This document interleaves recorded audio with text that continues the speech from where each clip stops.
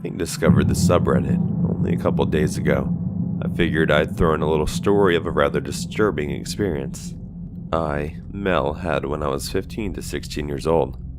I must warn you, lest you be disappointed. Despite the nature of the title, this story isn't as crazy as you may expect.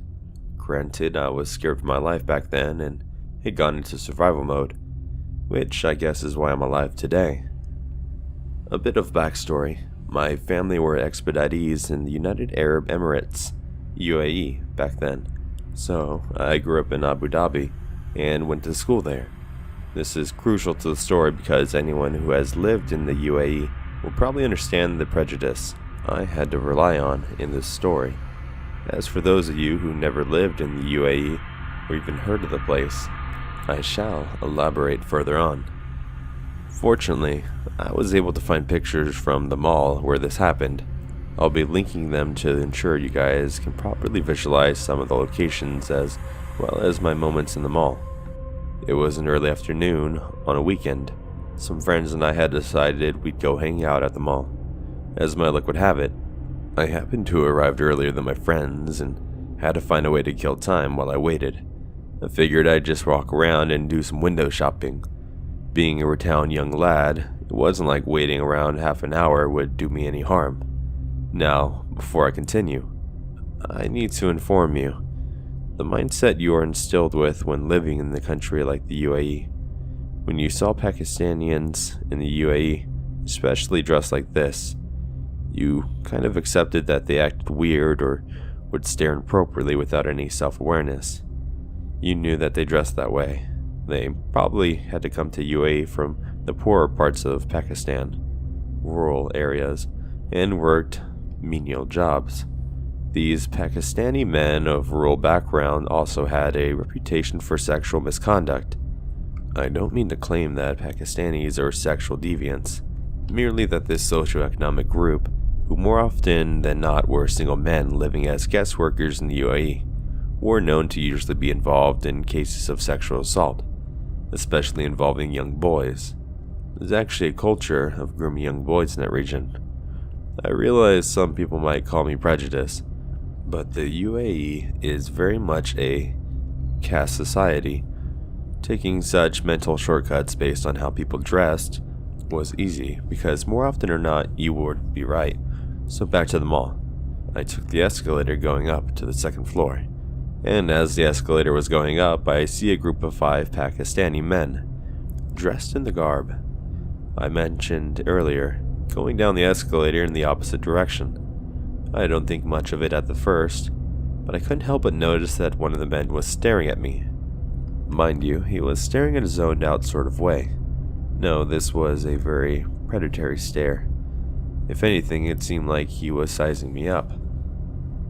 My mind was initially flooded with the prejudices I mentioned earlier, and it made me uneasy. Bah, poppycock, I told myself. As I got to the top of the escalator, I figured I was being a paranoid dick. These guys were just checking out the mall, and they probably didn't have anything similar where they came from, and wanted to take in the sights. Boy, was I wrong. At the top of the second floor escalator, I turned left. The paranoid, cautious part of my brain made me turn my head to look down the escalator to see what those guys were doing. They were staring at me now and were taking the escalator back up.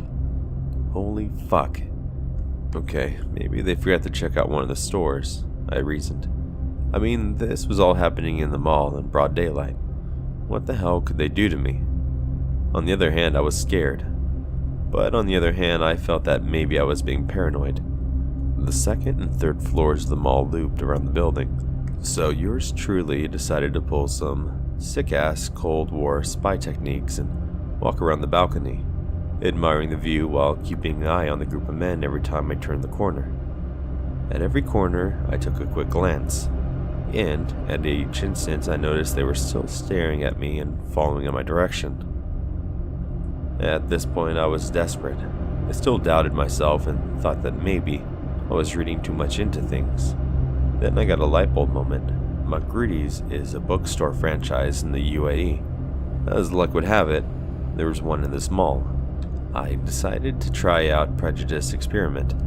Going by the comportment of these men and the way they were dressed, they did not strike me as avid readers, familiar with the likes of Bronte, Wilde, and Dumas, to name a few. Surely a bookstore would be the last place any of them would go, unless they had nefarious intentions. And I went to the back of the store where I can keep an eye out for everyone who came in and out. The coast was clear at first. I breathed a sigh of relief, before I could even form a coy smile in mockery of my irrational fear. To my horror, the men walked into the bookstore. Anyone who lived in the UAE would immediately recognize how strange it is for such people to enter such a store.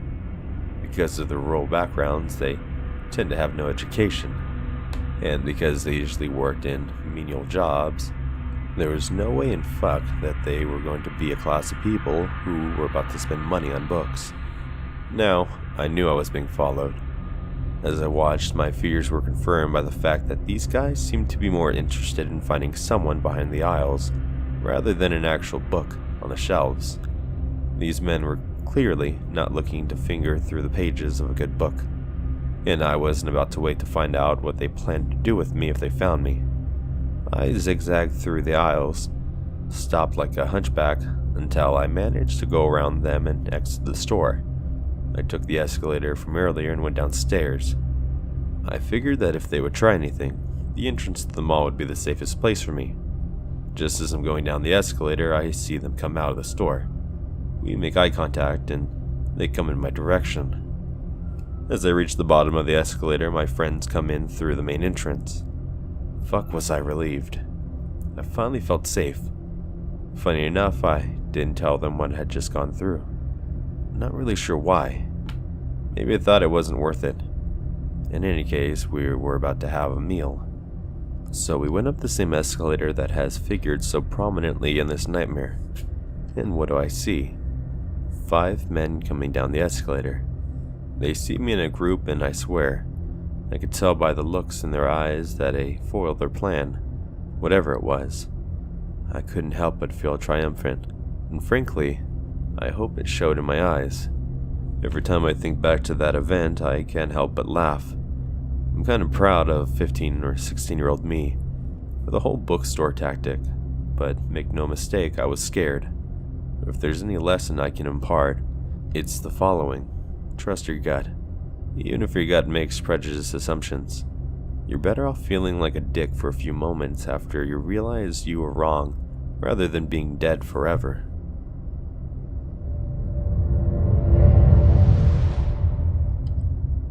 Hopefully this belongs here. After losing a significant amount of weight, I regained my life. I started pursuing my dreams of being an editor/writer, and this one client of mine had a friend. This friend, we'll call him Mason. My client invited me to this little get-together, and enjoying the confidence of my new body came with, I agreed. It was just a group of friends, and this is where I met Mason. He was rather charming, good-looking, and honestly, probably the only person I ever did a double take on. The night was young, and we were all just mingling and having a good time. The more time had passed, the more Mason would become clingy. It started off just with him sitting by me, and just making sure I was having a good time. And then it escalated into him offering me drinks, and not taking no when I told him that I was not an alcohol drinker. This alarmed me, and I told my client about it, who then reassured me that in their culture, refusal was disrespectful. Not trying to get on bad terms with anyone, I decided that I'd take the drink and just baby it. Mason noticed and asked me what was wrong with the drink. I told him nothing, and went on about mingling. Things became more strained because now Mason decided that my speaking to others in this group was aggravating him. He didn't like me talking to other males, and the women there who were dressed immodest, like he put it, would leave me waiting to do the same. I would like to point out, I came to this party alone. Wasn't even interested in dating, and here's this man who already has called dibs. At this point, he became a nuisance, and decided that I'd just ignore him. Worst mistake of my life. He became irate. He screamed and threw a tantrum like a toddler, wanting candy from the shop. He demanded to speak to him or my job as my client editor would be over.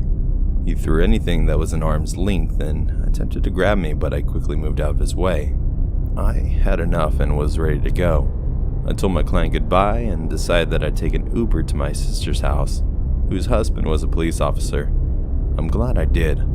I found out Mason had followed my taxi ride and he had came out of his car as I was approaching my sister's front door. As if nothing happened at the party and he wanted to talk and apologize for his little outburst. Luckily, my very tall and muscular brother opened the door just before Mason could try anything funny. My brother-in-law's very threatening demeanor was enough to scare him away. I didn't hear much from him after this encounter and I dropped my client. I later found out that my client was related to Mason, and he had pulled this whole thing because I wasn't responding to his advances, and Mason just took it a bit far because he cares for his cousin. To Mason, let's not meet again, and to my ex-client, you disgust me.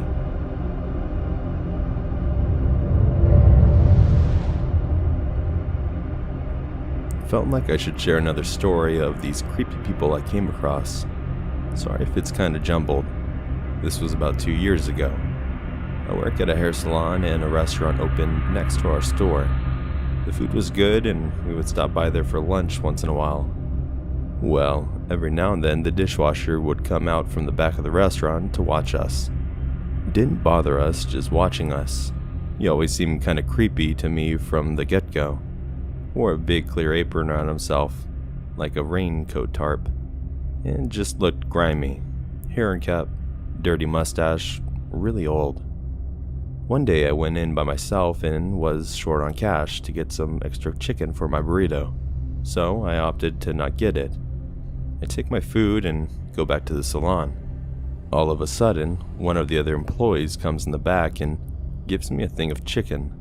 The dishwasher guy came in and said he wanted you to have this. Great. I was kind of confused by this as the guy seemed strange. I didn't eat the chicken. Well, one day I'm walking back to my car and I noticed the cops around. Someone had gotten arrested in the parking lot, so I kind of take my time getting into the car. Well, who walks up to me but the dishwasher guy?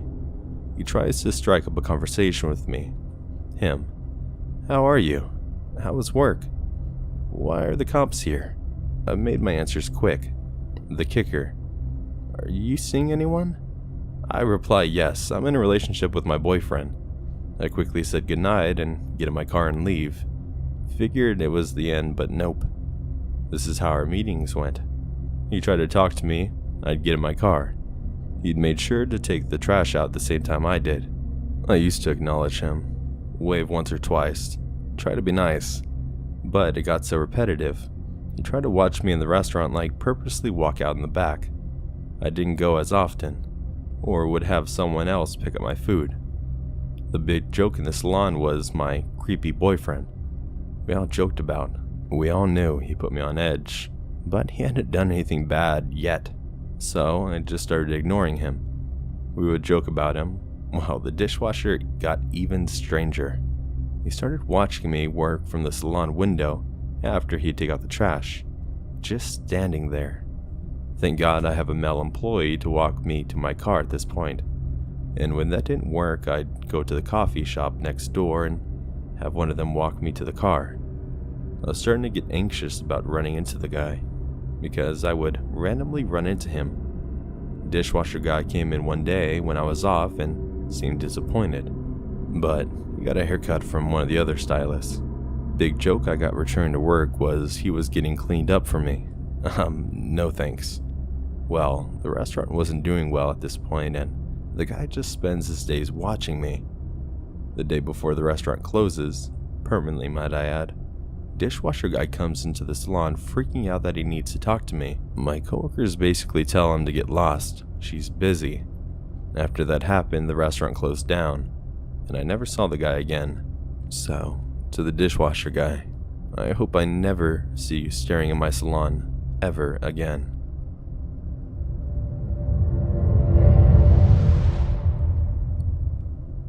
Alright, there are many encounters I've had at Walmart, but this one encounter happened at a convention.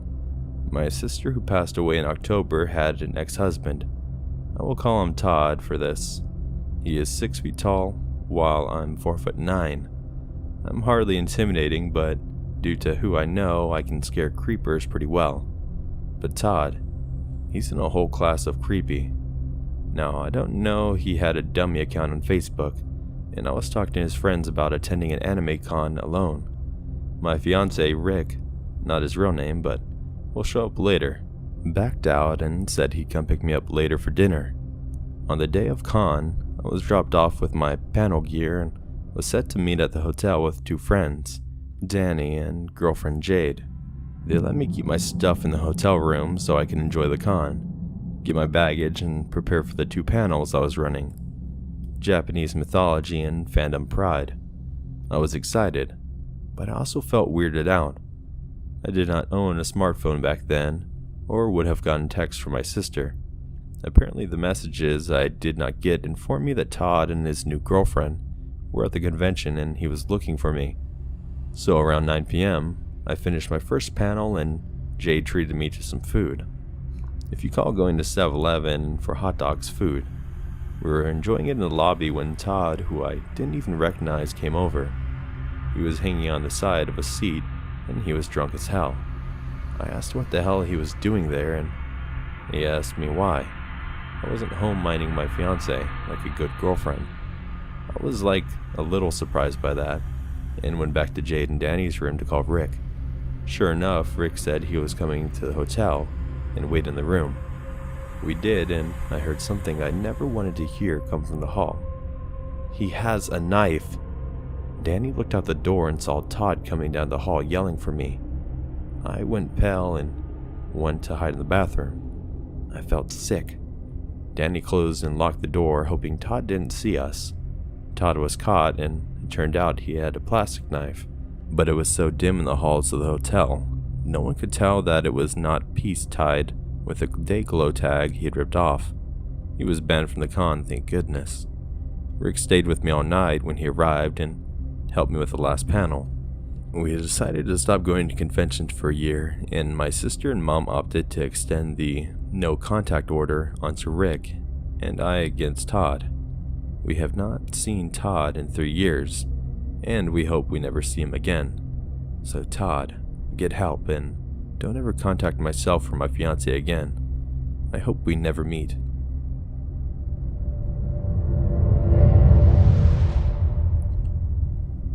This happened a few years ago, but I think about it all the time. My brother and I were at home alone. We smoke by our back door, which leads to our backyard. We live on a street of townhouses, so our row is the first row coming in from the parkway we're off of. So, one night around 1 a.m., we're just standing and smoking, and all of a sudden a bunch of cops silently come onto the street, our front yard at this time. K9 units and machine guns. It was very abrupt. My dog was a puppy around this time, well, maybe a year old, so he was going nuts seeing all these dogs outside, so we closed our windows and kept them inside. Meanwhile, in the backyard, some cops are in some trees with flashlights and walking down the path that leads to and from everybody's backyards to our street. My brother and I are nosy, so we're faced to the doors watching the lights, and Mocha, our dog, is growling, being a nuisance, and an officer comes up and taps on our door. We open it slightly, because pitbull type and an officer may not go over well, and he asks us if we've seen anyone in the backyard at all that night, and before I even get half spit of my answer out, the other cop starts screaming, "Hey, put your hands out or I'll fucking shoot." Start crawling on. And Officer 1 runs off the deck and we slam the door shut and run to the front. The neighbor from 2 doors down, we are second and they are the fourth in the townhouses of 5, was outside having a smoke and heard movement underneath her deck. And sure enough, the guy they were looking for. We asked the cops who were around after they took the backseat creeper away. What had he done to be so crazily looked for? He had apparently left his house arrest, and the officer would not elaborate more. So to the weird guy who left his house arrest and somehow ended up my neighbor's deck, please, let's never have the pleasure of slightly meeting again, wherever you are.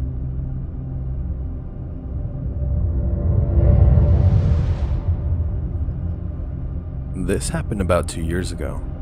Sorry for any grammatical errors, I'm posting this from my toaster of a phone. I was hanging out with my friend Ivan at a bar in Manassas. It was around 9 p.m. and we were just chatting and getting a few drinks. She was telling me about a guy she had been talking to on Tinder.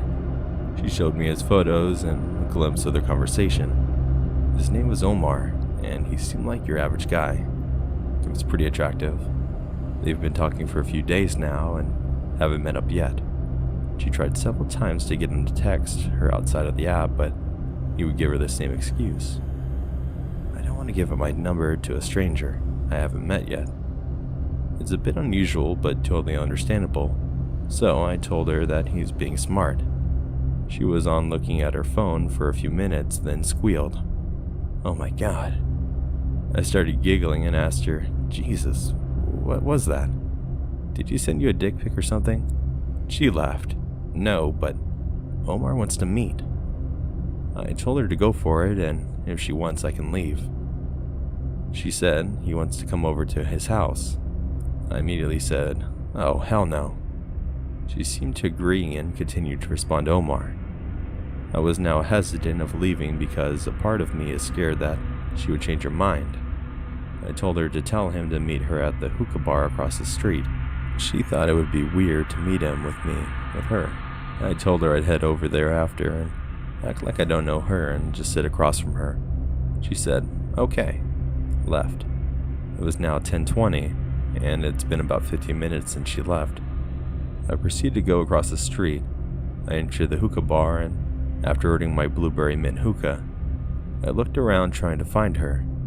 I saw her sitting at the table closest to the door across from Omar. I sat at the table across from them and started smiling from excitement because I found this whole thing so entertaining. I have a great view of her face and his back. Ivana seemed to be happy and laughing while talking to him. She was really cute. I got my hookah and just sat there playing with my phone. I was texting my boyfriend and telling him what was going on. While I was mid-typing, I got a text from Ivana. "Amy, I don't know about this." I looked up and saw her face. She seemed pretty uncomfortable. Being the nosy-ass friend that I was, I asked her what's wrong. She answered, "He keeps asking me to come home with him." I smirked and responded, "Oh, he's trying to get some." She wasn't looking at her phone for a couple of minutes, and I saw her stand up. She smiled at him and headed towards the bathroom. She called me, "Amy, I need to fucking leave now." The smile disappeared from my face and I started to worry. She seemed genuinely scared. "Whoa, what's going on?" He asked me like 10 times to come over, and when I kept saying no, he laughed and said, "Don't make me kidnap you." He's probably joking, but I don't know. He's probably joking, but that's still creepy. "Amy, what do I do?" I was about to answer when I saw Omar get up and walk towards the bathroom. I thought he was just going to the men's room, but that's when shit got weird. He stopped right outside of the ladies' room and put his ear to it. "Ivana, don't say anything else. He's right outside your door." At this point, I knew something is definitely wrong with this guy, and we need to get the hell out of here. He took his ear off the door and sat back down at the table. I reassured her that things were going to be okay because I was here, and that we'll leave soon. Ivana came out of the bathroom shortly after and sat down in her seat. After a couple more minutes of forced awkward conversation between them, it was time to leave. I saw them get up to pay and walk out the door. I got up to pay and left. I walked by the both of them standing at the front and just went straight to my car. I just watched them from my car, making sure she's okay. I couldn't hear anything, but from what I could tell, she seemed to be fake smiling, and I think trying to leave. She pulled out her phone and I saw him snatch it. He held it in the air laughing as she was trying to grab it back. He then started to walk backwards towards a blue car. I assumed it was his. She wasn't smiling anymore and her face was clearly upset. I rolled down my window to listen since now there are only a couple of cars in front of me. "Stop playing around. Give me my phone back." "Get in the car, Ivana." "What? Fuck no. Give me my phone back." "Get in the car now!" I can see her crying now, and All I could think was this had gone far enough. I jumped out of my car and called my boyfriend. I walked straight to them, and with my boyfriend on speakerphone, I yelled at him, "Give her her fucking phone or get the fuck out of here." He seemed startled and asked who I was. Ivana was shaken up at this point, but all I could feel was rage. "I'm her friend, and I've been here the whole time. My boyfriend is on his way, and if you don't give her her phone back and leave before he gets here, then I swear to God, you're going to be fucked." He handed her phone back and started laughing. I was just joking around, Jesus. He got in his car and left. And finally, I calmed Ivana down and let her spend the night at my place. We thought about calling the police, but we saw that he deleted his Tinder. I was upset that my dumbass didn't bother to get his license. I'm not even sure if Omar was his real name. She told me that she paid for the hookah, so we didn't even have his credit card info. I've learned a lot of things from scary situations in my life. This taught me that unless you know someone very well, always meet in public, and it never hurts to have a friend close by.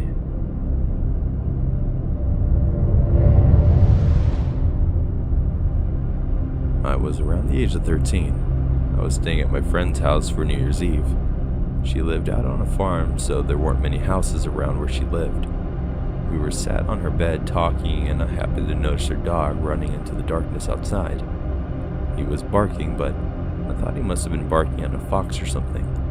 I don't think anything of it until a few minutes later. I see him in view again. He was growling, and then I saw what he was growling at. There was a woman trying to hit him and kick him. I told my friend that there was someone outside, and she thought I was joking. My friend turned around and realized that there actually was a woman out there. She ran out to her dad and told him about her. He ran to his room and came back out with his shotgun. It's safe to say me and my friend were scared, but didn't even seem like the type of man to own a gun. Her mom had heard the commotion, and they both went outside to the woman. Keep in mind, this was well past midnight in the country, so very scared to see a random woman outside attacking the dog. My friend's mom invited the woman inside because she seemed distressed. She offered her a glass of water and said she would call the police. The woman was saying not to call the cops and that her boyfriend was actually down the road and that they'd gone into an argument, and it had gone physical and she would be fine. Ryan grabbed his car keys and said that he would be back, and he was just going to see if the boyfriend was still there. The woman told him that she would come, but he said no. This is the scary part. As he was driving down the road, he saw a car that he was driving up to. Had its headlights shown on the bushes, and there was a man that stood there trying to hide. Brian quickly turned around and drove back to the house. He told her that he was going to call the police and that she needed to stay inside until they arrived. At this point, he thought that she was a victim and felt sorry for the woman. She ended up just getting up and saying that she was fine and leaving, even though my friend's mom was trying to get her to stay put and wait for the cops.